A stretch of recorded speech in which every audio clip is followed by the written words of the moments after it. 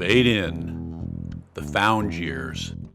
Bob and Bing on a jungle island with white sand, blue water, and swaying palms. Only not Bob and Bing, but Lester Bester and Sam Bunny. On screen, they had magic, chemistry, and had a set routine. Two pals and a femme fatale.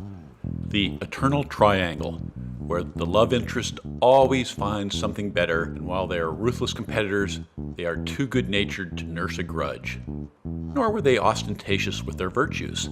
They ran at first sign of danger, cried in the darkest hours of the night, but in the clutch, they did the right thing, begrudgingly to be sure. The characters they loved to play best were knockabouts with glass hearts up for anything but honest labor. Lester never passed a mirror without a wink. As to Sam, nobody could ever fathom why he seemed so amused. Time to slip out of one's cape and so to slip away was a Bunny and Bester rolling gag. Honest cowards with a fine sensitivity to which way the wind was blowing. In Europe, they were prized for their witty one-liners and compulsive one-upmanship and their Gilbert and Sullivan takeoffs with Beatrice Lilly, later immortalized in a scandalous painting by Gilbert and George.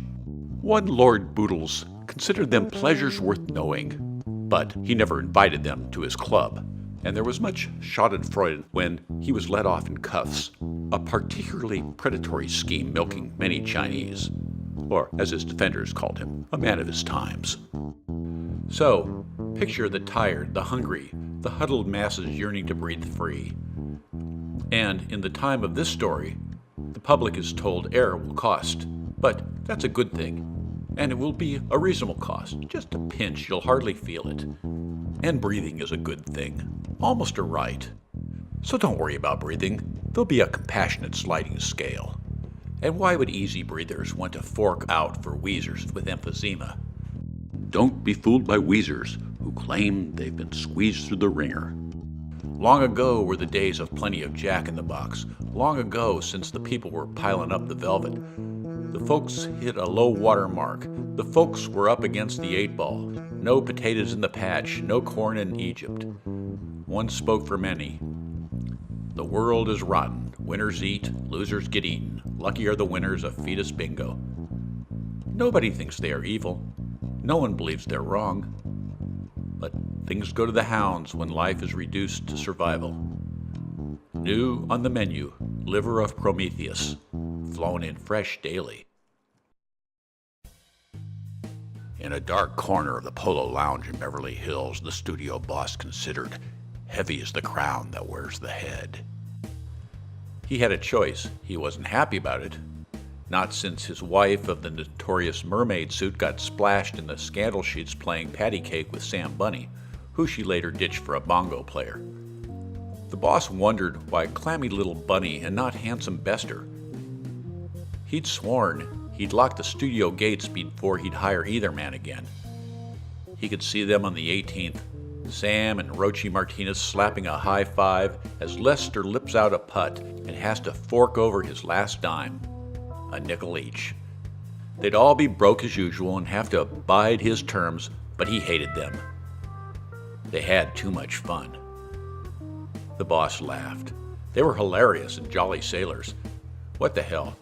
The boss had a new wife, and just to add spice and twist the knife, he'd throw in his ex. He'd heard Princess Shalmar was down to her panties after years of high living and unpaid hotel bills. Down to her last luxury, a bubble bath and a blue ruin.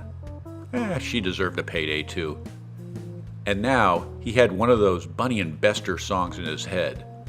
What is this thing love, and where do you plug it in? The boss spoke into a headset. Get me Bunny. Bunny's funny. He started singing. What do those South Americans have below the equator that we don't have? Maybe Rochi knows. Let him direct. Not top tier, but usually on budget, and von Stroheim and Preston Sturgis borrowed some of his moves, and generally to better effect, but Rochi did put the fruit on Carmen Miranda's head. What the boss didn't know, and couldn't, wouldn't, and didn't see coming, was that tap dance would succeed beyond his wildest imaginings, and that he'd be out on his can before the film was released. sharing none of the accolades. The studio boss, as curmudgeonous as he'd like to think of himself, in the end always hired Bunny and Bester again, no matter the chaos they started. And on the boss's side of the ledger, Bunny and Bester did cause much chaos. Truth can get you killed sometimes, but the duo meant no harm, and you can't hang out with Chaplin and Brecht if you don't keep up your end of the conversation. They lived on the edge, tap dancing side by side, magical, transformational, clickety-clack, apple pie, apple pie, apple pie. They had rhythm, and for the moment, rhythm meant do-re-mi. Life was Easy Street until Easy Street became Sleazy Street, when Bonga Corp took over, one of their many divisions. Corporate didn't pay much attention to what went on in Bonga Bonga. Paradise to corporate meant generous tax incentives and reasonable bribes, and the new pro-privatization government was working as designed. If a gnat flew in the butter, some thugs stuck their thumb in and flicked it out. But the rotten meat smell in a bigger division distracted a cloud of lawyers, some shady bond deal in Venezuela, and Bunny and Bester were left to their own devices to make the movie they did.